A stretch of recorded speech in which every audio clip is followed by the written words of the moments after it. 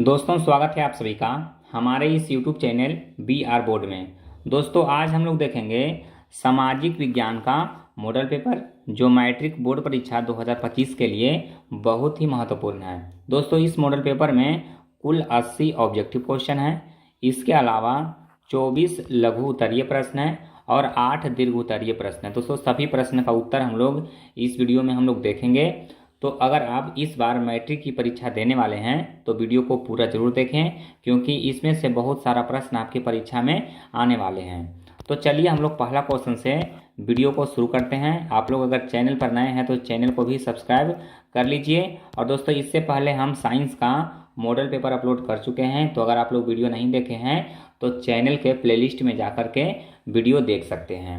तो चलिए देखिए पहला क्वेश्चन कहता है कि इनमें से कौन जैविक संसाधन नहीं है। दोस्तों जैविक संसाधन कौन नहीं है, आपको ऑप्शन दिया हुआ है मछली, मिट्टी, पेड़ और मानव। तो देखिए इसमें से जो मिट्टी है वो जैविक संसाधन नहीं है, तो हमारा उत्तर क्या हो जाएगा, ऑप्शन बी हो जाएगा।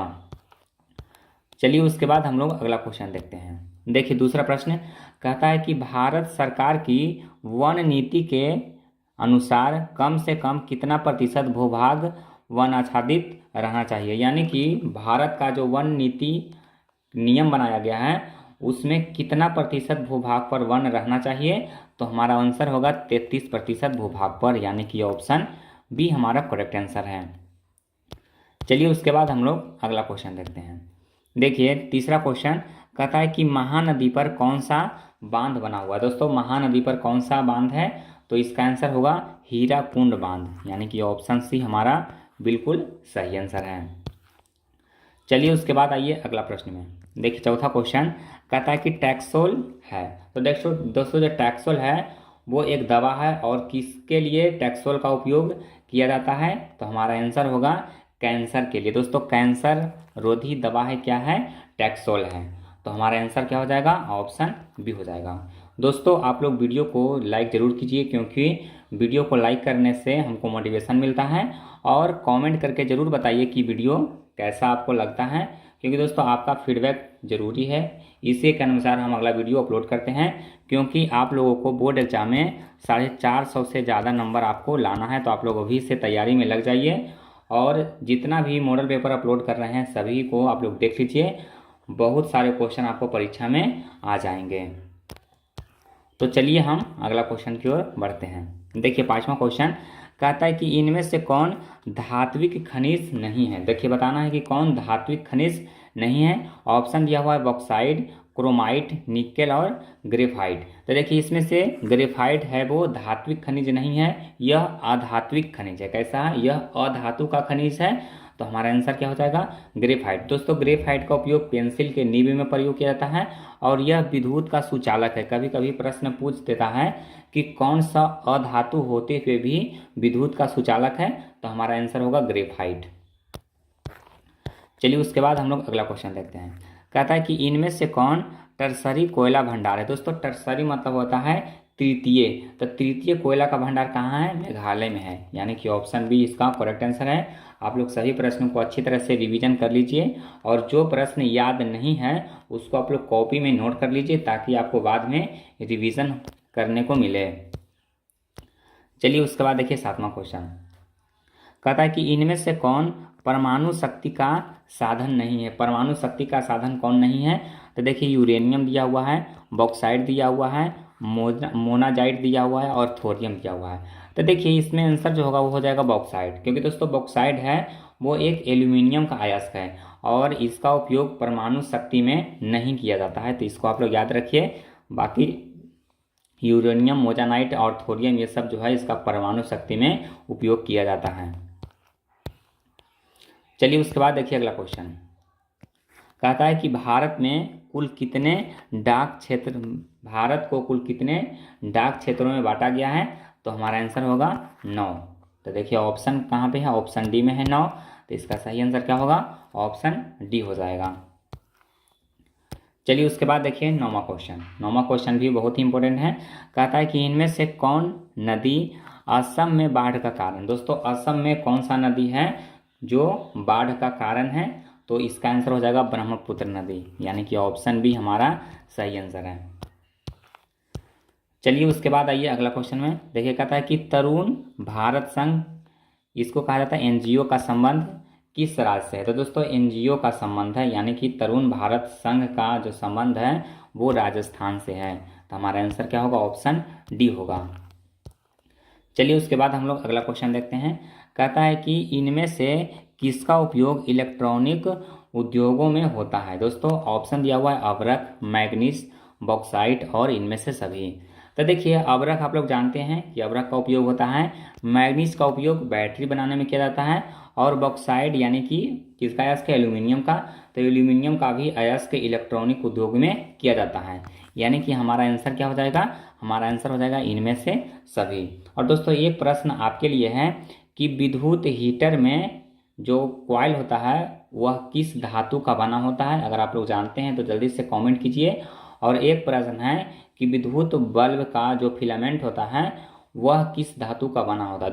दोनों प्रश्न बहुत ही महत्वपूर्ण हैं। अगर आप जानते हैं तो इसका आंसर जरूर कमेंट कीजिए, और जो स्टूडेंट का दोनों कमेंट सही रहेगा उसका कमेंट हम पिन करेंगे। चलिए उसके बाद देखिए अगला क्वेश्चन। कहता है कि इंदिरापुरी जलाशय परियोजना किस राज्य में है। दोस्तों इंदिरापुरी जलाशय परियोजना किस राज्य में है। तो देखिए इंदिरापुरी है वो कहाँ है, रोहतास में है। और रोहतास किस राज्य में है, तो बिहार में है। तो हमारा आंसर क्या हो जाएगा, ऑप्शन बी हो जाएगा। चलिए उसके बाद देखिए कहता है कि असाधारण पौधे के लिए तैयार की गई पुस्तक का नाम है। दोस्तों असाधारण पौधा जो होता है उसके लिए जो पुस्तक बनाया गया है वह कौन सा है, ग्रीन बुक है। इसको आप लोग याद रखिए। चलिए उसके बाद देखिए अगला प्रश्न कहता है कि निम्नलिखित में से कौन रबी फसल नहीं है। आपको बताना है कि रबी फसल नहीं है। तो बहुत आसान क्वेश्चन है कि चावल होता है वो खरीफ फसल होता है। तो हमारा आंसर क्या हो जाएगा, ऑप्शन बी। अब देखिए गेहूं क्या है, रबी फसल है। और गेहूं के समय आप लोग जानते होंगे कि चना भी रहता है, सरसों भी रहता है, यानी कि जितने भी तिलहन और दलहन होता है वो गेहूं के समय में होता है। और गेहूं क्या है, तो एक रबी फसल है। और चावल क्या है, एक खरीफ फसल है। चलिए उसके बाद हम लोग अगला क्वेश्चन देखते हैं। देखिए कहता है कि सीमेंट उद्योग में कच्चा माल, तो सीमेंट उद्योग में कच्चा माल कौन सा होता है, चूना पत्थर होता है। इसको आप लोग याद रखिए, बहुत आसान क्वेश्चन है। चलिए उसके बाद देखिए ये क्वेश्चन में बहुत सारे स्टूडेंट का कंफ्यूजन रहता है। देखिए कोंकण रेलवे परियोजना का संबंध किस राज्य से है। तो देखिए कोंकण रेलवे महाराष्ट्र, गोवा, केरल, कर्नाटक ये सब राज्यों से संबंधित है। तो हमारा आंसर क्या होगा, इनमें से सभी। चलिए उसके बाद देखिए 17वां क्वेश्चन बहुत ही इंपॉर्टेंट है। देखिए कहता है कि 1992 में रियो डी जेनेरो में क्या हुआ था। दोस्तों रियो डी जेनेरो एक जगह का नाम है। और यहाँ पर पूछा गया है कि 1992 में रियो डी जेनेरो में क्या हुआ था। तो पृथ्वी शिखर सम्मेलन हुआ था। तो इसका आंसर हो जाएगा ऑप्शन बी हो जाएगा। चलिए उसके बाद देखिए अगला क्वेश्चन कहता है कि भारत में सर्वाधिक कौन सी मिट्टी पाई जाती है। दोस्तों मिट्टी आप लोग जानते हैं कि लेटेराइट मिट्टी, काली मिट्टी, जलोढ़ मिट्टी, लाल मिट्टी। तो इसमें से सबसे ज़्यादा मिट्टी जो भारत में है वो कौन सा है, तो सबसे ज़्यादा है जलोढ़ मिट्टी। और जलोढ़ मिट्टी भारत में कितना प्रतिशत है, 40% भूभाग पर जलोढ़ मिट्टी है। और जलोढ़ मिट्टी कैसे बनता है, तो नदियों में जब बाढ़ आता है तो वह नदियों का साइड का अपरदन करके जो मिट्टी मैदानी क्षेत्र में बिछा दिया जाता है उसी को जलोढ़ मिट्टी कहा जाता है।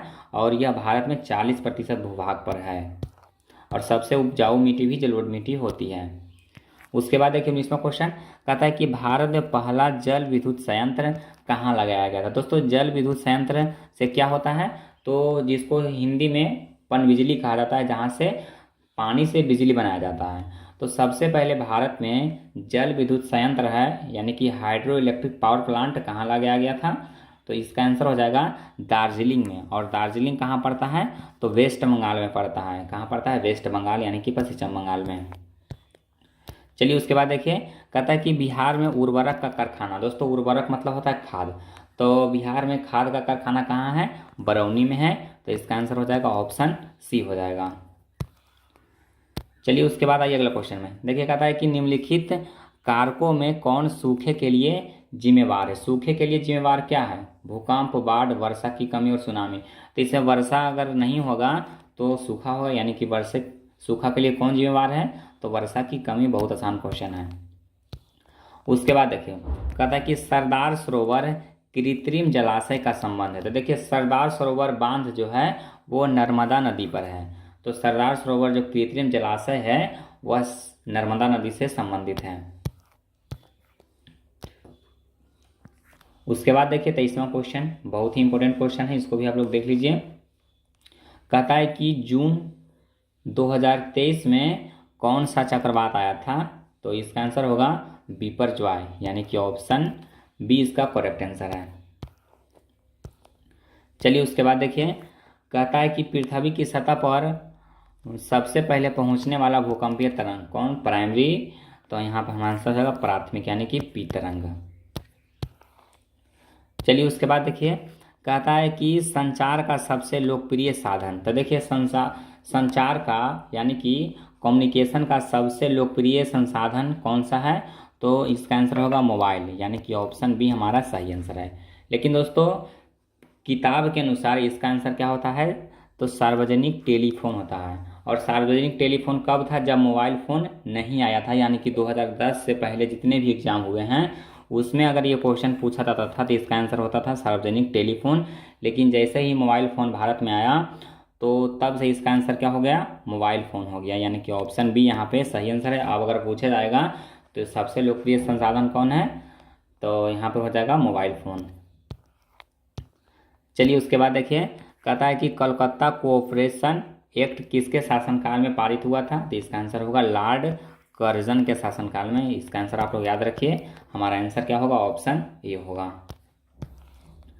चलिए उसके बाद देखिए कहता है कि यूरोप में राष्ट्रवाद की शुरुआत कहाँ से हुई? दोस्तों यूरोप में राष्ट्रवाद की शुरुआत कहाँ से हुई? तो फ्रांसीसी क्रांति के बाद हुई, यानी कि हमारा आंसर होगा फ्रांस से। उसके बाद देखिए कहता है कि राइन राज, दोस्तों इसको जर्मन राइन राज भी कहा जाता है। तो इसकी स्थापना किसने किया? तो जर्मन राइन राज की जो स्थापना है जर्मन राज संघ, इसी को जर्मन राइन राज संघ भी कहा जाता है। तो इसकी स्थापना किसने किया? तो नेपोलियन बोनापार्ट ने, यानी कि हमारा आंसर होगा ऑप्शन बी। चलिए उसके बाद देखिए कहता है कि अप्रैल थीसिस किसने लिखी? दोस्तों अप्रैल थीसिस किसने लिखी? तो इसका आंसर होगा लेनिन ने। किसने? लेनिन ने, यानी कि ऑप्शन सी यहाँ पे करेक्ट आंसर है। उसके बाद देखिए अगला प्रश्न, देखिए अगला प्रश्न 30 नंबर कहता है कि खुदाई खिदमतगार का गठन किसने किया? दोस्तों खुदाई खिदमतगार का गठन किसने किया? तो खान अब्दुल गफ्फार खान इसका करेक्ट आंसर है। हमारा आंसर क्या होगा? ऑप्शन बी होगा। चलिए उसके बाद देखिए बहुत आसान क्वेश्चन और इम्पोर्टेंट भी है, हमेशा परीक्षा में आता है कि लाला हरदयाल ने इनमें से किसकी स्थापना की? तो हम लोग जानते हैं कि गद्दर पार्टी का स्थापना किसने किया? लाला हरदयाल ने। चलिए उसके बाद देखिए कहता है कि साम्यवादी गुट का अगुआ कौन था? दोस्तों साम्यवादी गुट का अगुआ कौन था? तो इसका आंसर होगा सोवियत संघ, यानी कि ऑप्शन बी हमारा करेक्ट आंसर है। चलिए उसके बाद देखिए कहता है कि इनमें से क्या मार्टिन लूथर की कृति है? ऑप्शन दिया हुआ है अप्रैल थीसिस, बी है कम्युनिस्ट मैनिफेस्टो, सी है 95 थीसिस और डी है कॉमनवेल्थ। तो देखिए मार्टिन लूथर की कृति कौन है? तो 95 थीसिस है, यानी कि ऑप्शन यहाँ पे सी हमारा करेक्ट आंसर है। चलिए उसके बाद देखिए नेक्स्ट क्वेश्चन कहता है कि बंगाल गजट का प्रकाशन किसने किया? तो बंगाल गजट का प्रकाशन किया जेम्स ए हिक्की ने, यानी कि ऑप्शन ए इसका करेक्ट आंसर है, जेम्स ए हिक्की। चलिए उसके बाद देखिए अगला क्वेश्चन कहता है कि यूनान इसमें से किस देश के अधीन था? यानी कि यूनान जो था वो किस देश के कंट्रोल में था? तो ये क्वेश्चन में बहुत सारे लोग कंफ्यूज रहते हैं, तो इसका आंसर जो होगा वो फ्रांस होगा। लेकिन दोस्तों बहुत सारे यूट्यूब चैनल के द्वारा इसका आंसर ऑस्ट्रिया बताया जाता है, जो कि बिल्कुल गलत है। इसका आंसर क्या हो जाएगा? फ्रांस होगा। इसका आंसर क्या होगा? फ्रांस होगा। यूनान जो था वो किसके अधीन था, यानी कि किसके कंट्रोल में था? तो फ्रांस के कंट्रोल में था। तो हमारा आंसर क्या होगा? ऑप्शन बी होगा। इसको आप लोग याद रखिए। चलिए उसके बाद देखिए कहता है कि नमक कानून तोड़ने के लिए गांधी जी ने कौन सा स्थान चुना था? तो आप लोग दांडी मार्च जानते होंगे, वो कौन सा जगह से? तो दांडी जगह से, यानी कि हमारा आंसर क्या होगा? ऑप्शन सी होगा। चलिए उसके बाद देखिए कहता है कि समाजवादियों की बाइबल किसे कहा जाता है दोस्तों? समाजवादियों की बाइबल किसे कहा जाता है? तो दास कैपिटल को कहा जाता है। किसको कहा जाता है? दास कैपिटल को, यानी कि ऑप्शन ए हमारा करेक्ट आंसर है। चलिए उसके बाद देखिए, कहता है कि एक स्वतंत्र राष्ट्र के रूप में सिंगापुर का उदय किस वर्ष हुआ? दोस्तों सिंगापुर का उदय एक स्वतंत्र राष्ट्र के रूप में कब हुआ? बहुत ही इंपॉर्टेंट क्वेश्चन है। इसका आंसर होगा 1965 ईस्वी में, यानी कि ऑप्शन बी हमारा सही है।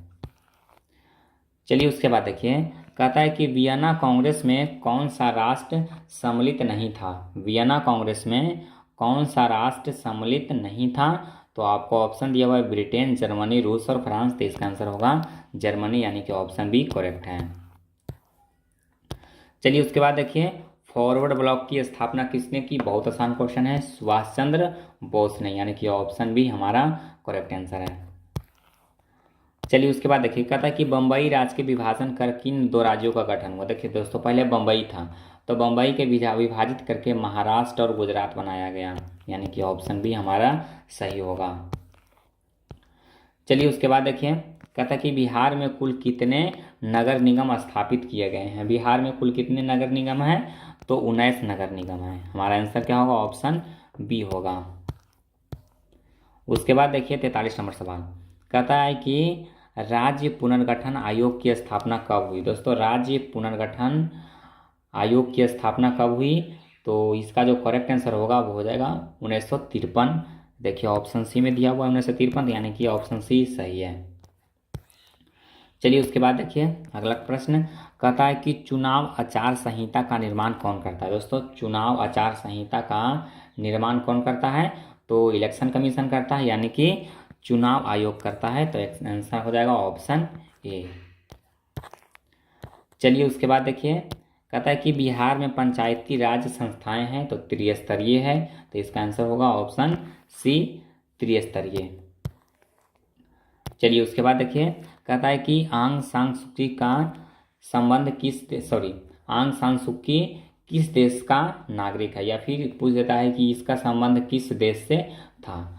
तो इसका जो आंसर हो जाएगा वो हो जाएगा म्यांमार से, यानी कि ऑप्शन ए हमारा सही आंसर है। दोस्तों अगर आप लोग वीडियो यहाँ तक देख लिए हैं तो आपको वीडियो ज़रूर पसंद आ रहा होगा। आप लोग वीडियो को लाइक कीजिए और एक अच्छा सा कमेंट कीजिए, और साथ में इस वीडियो को अपने 5 दोस्तों में शेयर कीजिए। दोस्तों शेयर करने से थोड़ा सा हमको सपोर्ट मिलेगा, और हाँ आपको नए नए वीडियो और वीवीआई क्वेश्चन का वीडियो आपको अपलोड करके देंगे। तो आप लोग कम से कम इसको दोस्तों में अवश्य शेयर करें। चलिए उसके बाद देखिए, कहता है कि चिली की प्रथम महिला राष्ट्रपति कौन थी? तो इसका आंसर होगा मिशेल बाचेलेट, यानी कि ऑप्शन डी इसका करेक्ट आंसर है। चिली की प्रथम महिला राष्ट्रपति कौन थी? तो मिशेल। इसका आंसर देखिए 48 नंबर सवाल देखिए, कहता है कि इनमें से किस पर लोकतंत्र का भविष्य निर्भर करता है? दोस्तों लोकतंत्र का जो भविष्य है वो किस पर निर्भर करता है? तो निष्पक्ष चुनाव पर निर्भर करता है। तो हमारा आंसर क्या होगा? ऑप्शन बी हो जाएगा, निष्पक्ष चुनाव। उसके बाद देखिए, कहता है कि लोकसभा में चुने हुए सदस्यों की संख्या कितनी है? तो 543। बहुत लोगों को इसका आंसर पता होगा, ऑप्शन बी सही है। उसके बाद देखिए अगला क्वेश्चन, कहता है कि इनमें से कहाँ प्रत्यक्ष लोकतंत्र है? दोस्तों प्रत्यक्ष लोकतंत्र कहाँ है? भारत में है। तो इसका आंसर क्या होगा? ऑप्शन सी होगा। चलिए उसके बाद देखिए, कहता है कि कितनी जनसंख्या पर एक ग्राम पंचायत का गठन किया जाता है? दोस्तों बहुत ही इंपॉर्टेंट क्वेश्चन है और परीक्षा में हमेशा आता है। तो 7,000 लगभग जनसंख्या पर ही एक ग्राम पंचायत का गठन किया जाता है। तो इसको आप लोग याद रखिए। चलिए उसके बाद देखिए, कहता है कि 1975 में आपातकाल की घोषणा किसने की? तो 1975 में भारत का प्रधानमंत्री कौन था? तो इंदिरा गांधी थी, यानी कि भारतीय राष्ट्रीय कांग्रेस की नेता थी। तो इसने ही आपातकाल की घोषणा की थी। उसके बाद देखिए, कहता है कि पूरे जिले में शासन किसका होता है? दोस्तों पूरा जिला में शासन होता है मजिस्ट्रेट का, और मजिस्ट्रेट को जिला दंडाधिकारी कहा जाता है। ऑप्शन सी इसका सही है। देखिए इंग्लिश में आपको समझ में आएगा। देखिए डिस्ट्रिक्ट जो मजिस्ट्रेट होता है वह जिले पर इसी का कंट्रोल होता है। चलिए उसके बाद देखिए अगला क्वेश्चन, कहता है कि नेपाल में लोकतंत्र वापसी के लिए कब आंदोलन हुआ? तो देखिए इसका जो करेक्ट आंसर होगा वो हो जाएगा ऑप्शन सी 2006 में। चलिए उसके बाद देखिए, कहता है कि जल आपूर्ति के निजीकरण के विरुद्ध संघर्ष हुआ था। दोस्तों किस देश में जल आपूर्ति के निजीकरण के विरुद्ध संघर्ष हुआ था?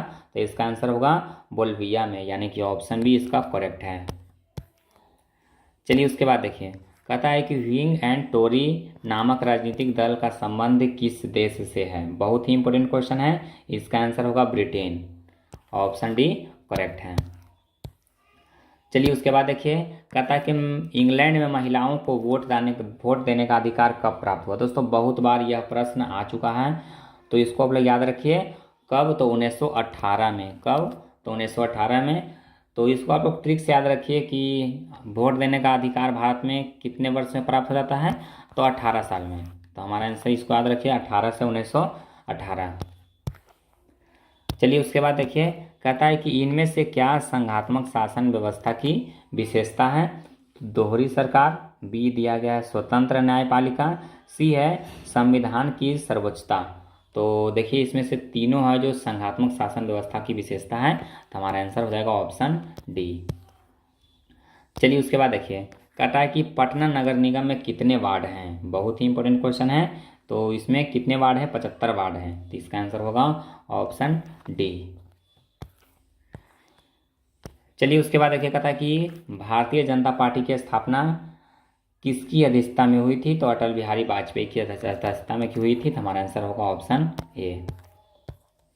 चलिए उसके बाद देखिए 61 नंबर सवाल, कहता है कि राष्ट्रीय विकास परिषद का गठन कब हुआ? दोस्तों राष्ट्रीय विकास परिषद का गठन कब हुआ? तो 1952 ईस्वी में हुआ, हमारा आंसर होगा ऑप्शन बी। चलिए उसके बाद देखिए अगला क्वेश्चन, कहता है कि भारत में राष्ट्रीय आय की गणना किस संस्थान द्वारा की जाती है? तो इसका आंसर होगा केंद्रीय सांख्यिकी संगठन, इसी को कहा जाता है WSO। उसके बाद देखिए अगला प्रश्न, कहता है कि y बराबर C प्लस आई में आई क्या है? तो आई क्या है? निवेश है, इसका आंसर होगा ऑप्शन बी हो जाएगा। 63 का आंसर क्या होगा? बी होगा। चलिए उसके बाद देखिए अगला क्वेश्चन में, कहता है कि इनमें से क्या शुद्ध राष्ट्रीय उत्पादन में सम्मिलित नहीं होता है? तो बीमा का व्यय, मूल्यह्रास, कच्चे माल की कीमत और इनमें से सभी। तो इसका जो आंसर हो जाएगा वो हो जाएगा ऑप्शन डी, इनमें से सभी। चलिए उसके बाद देखिए, कहता है कि खनन को इनमें से किस क्षेत्र में सम्मिलित करते हैं? दोस्तों खनन को किस क्षेत्र में सम्मिलित करते हैं? तो देखिए एक होता है प्राथमिक क्षेत्र, जिसमें होता है क्या चीज़? कृषि क्षेत्र को ही प्राथमिक क्षेत्र कहा जाता है। दूसरा हो गया औद्योगिक क्षेत्र। तो औद्योगिक क्षेत्र किसको कहते हैं? इंडस्ट्रियल जितना भी होता है, यानी कि खनन करके अगर कोई चीज़ निकाल रहे हैं तो वह एक इंडस्ट्री बना रहा है, तब न यहाँ से खनन करेगा। तो यह हो जाएगा द्वितीयक क्षेत्र में। और तृतीयक क्षेत्र जैसे बैंकिंग हो गया, स्कूलिंग हो गया, ये सब सेवा क्षेत्र है। चलिए उसके बाद देखिए, कहता है कि किस अर्थव्यवस्था में लोक कल्याण पर बल दिया जाता है? तो ऑप्शन दिया हुआ है, ए में पूंजीवादी अर्थव्यवस्था, बी है समाजवादी अर्थव्यवस्था, सी है मिश्रित अर्थव्यवस्था और डी है इनमें से कोई नहीं। तो इसका जो आंसर होगा वो हो जाएगा मिश्रित अर्थव्यवस्था में, यानी कि ऑप्शन सी इसका करेक्ट है। उसके बाद देखिए अगला क्वेश्चन, कहता है कि इनमें से क्या पूंजी का पारिश्रमिक है? देखिए ऑप्शन ए है लगान, मजदूरी, ब्याज और लाभ। तो इसका आंसर होगा ब्याज। उसके बाद देखिए अगला क्वेश्चन, कहता है कि इनमें से क्या संस्थागत वित्त का स्रोत है? दोस्तों संस्था जैसे ही, मतलब कोई संस्था से अगर लोन मिल रहा है तो वह हो जाएगा सहकारी बैंक। और कहेगा कि गैर संस्थागत, तो महाजन हो गया, रिश्तेदार हो गया, व्यापारी हो गया, यानी कि कोई संस्था नहीं है जहाँ से हम लोग लोन ले रहे हैं। तो महाजन कोई संस्था है नहीं है। अगर संस्था कहेगा तो फिर सहकारी बैंक जितना है वहाँ से लोन लेते हैं, तो वह सब क्या है? संस्थागत वित्त है। उसके बाद देखिए, कहता है कि भारतीय पूंजी बाजार किस प्रकार की वित्तीय संसाधन प्रदान करती है? तो यह दीर्घकालीन होगा, यानी कि लंबे समय के लिए। उसके बाद देखिए अगला क्वेश्चन, कहता है कि ग्रामीण विकास तथा कृषि के लिए ऋण प्रदान करने वाली संस्थाओं को वित्त की आपूर्ति कौन करता है? दोस्तों तो इसको वित्त की आपूर्ति कौन करता है? नाबार्ड करता है। कौन करता है? नाबार्ड, यानी कि ऑप्शन सी इसका करेक्ट आंसर है। चलिए उसके बाद आइए अगला क्वेश्चन में देखिए, कहता है कि भारत में सहकारिता आंदोलन का प्रारंभ कब हुआ। भारत में सहकारिता आंदोलन का प्रारंभ कब हुआ, तो 1904 ईस्वी में इसका आंसर होगा, तो आप लोग याद रखिए। चलिए उसके बाद देखिए अगला क्वेश्चन। कहता है कि विकसित देशों के कार्यबल का अधिकांश हिस्सा किस क्षेत्र में कार्यरत होता है। तो देखिए 72 का जो सही आंसर होगा वो हो जाएगा विनिर्माण क्षेत्र में। विनिर्माण क्षेत्र मतलब होता है मैन्युफैक्चरिंग सेक्टर। उसके बाद देखिए ये क्वेश्चन भी बहुत बार एग्जाम में आया है कि नई आर्थिक नीति कब लागू की गई। नई आर्थिक नीति कब लागू की गई, तो 1991 ईस्वी में, यानी कि ऑप्शन सी इसका करेक्ट आंसर है। उसके बाद देखिए कहता है कि कृषि उत्पादों का प्रमाणन के लिए किस मानक चित्र का प्रयोग होता है, तो एक मार्क का प्रयोग किया जाता है। हमारा आंसर क्या होगा, ऑप्शन बी होगा। उसके बाद देखिए कहता है कि मानव पूंजी का प्रमुख घटक कौन है, तो ऑप्शन दिया हुआ है भोजन, स्वास्थ्य, शिक्षा और दिया हुआ है इनमें से सभी, तो इसका आंसर होगा इनमें से सभी। उसके बाद देखिए कहता है कि जवाहर रोजगार योजना कब लागू की गई, बहुत ही इंपॉर्टेंट क्वेश्चन है। इसका आंसर होगा 1989 में, यानी कि ऑप्शन बी इसका करेक्ट है। उसके बाद देखिए कहता है कि एचडीआई मतलब मानव विकास सूचकांक कब शुरू की गई। सूचकांक कब शुरू की गई, तो इसका आंसर हो जाएगा 1990 में, यानी कि ऑप्शन बी इसका करेक्ट है। उसके बाद देखिए अगला क्वेश्चन कहता है कि इनमें से कौन प्राथमिक क्षेत्र की क्रिया नहीं है। प्राथमिक क्षेत्र की क्रिया नहीं है, तो प्राथमिक क्षेत्र को कृषि क्षेत्र कहा जाता है। तो जो विनिर्माण है यानी कि मैन्युफैक्चरिंग है वो द्वितीयक क्षेत्र में होता है। वानिकी मतलब होता है, देखिए इसका इंग्लिश दिया फॉरेस्ट्री, मतलब कि वानिकी एक तरह से कृषि है। तो हमारा आंसर इनमें से क्या होगा, तो सी होगा। चलिए उसके बाद देखिए अगला क्वेश्चन कहता है कि इनमें से क्या आवश्यकताओं के दोहरे संयोग की समस्या को, तो देखिए दोहरा संयोग को कौन करता है, हल, तो मुद्रा यानी कि मनी। उसके बाद देखिए अगला क्वेश्चन कहता है कि इनमें से कौन व्यापारिक बैंक नहीं है, तो देखिए आपको दिया हुआ है state bank of India, Punjab national bank, भारतीय रिजर्व बैंक और सेंट्रल बैंक ऑफ इंडिया। तो देखिए आरबीआई जो है, आरबीआई क्या काम करता है, तो आरबीआई बैंकों का बैंक है। यह व्यापारिक बैंक नहीं है, यह बैंकों का बैंक है। तो हमारा आंसर इसका क्या हो जाएगा, व्यापारिक बैंक कौन नहीं है, तो भारतीय रिजर्व बैंक। उसके बाद 80 ऑब्जेक्टिव क्वेश्चन देख चुके हैं। उसके बाद देखिए लघु उत्तरीय प्रश्न आप लोग एक बार फिर से यहाँ पे देख लीजिए।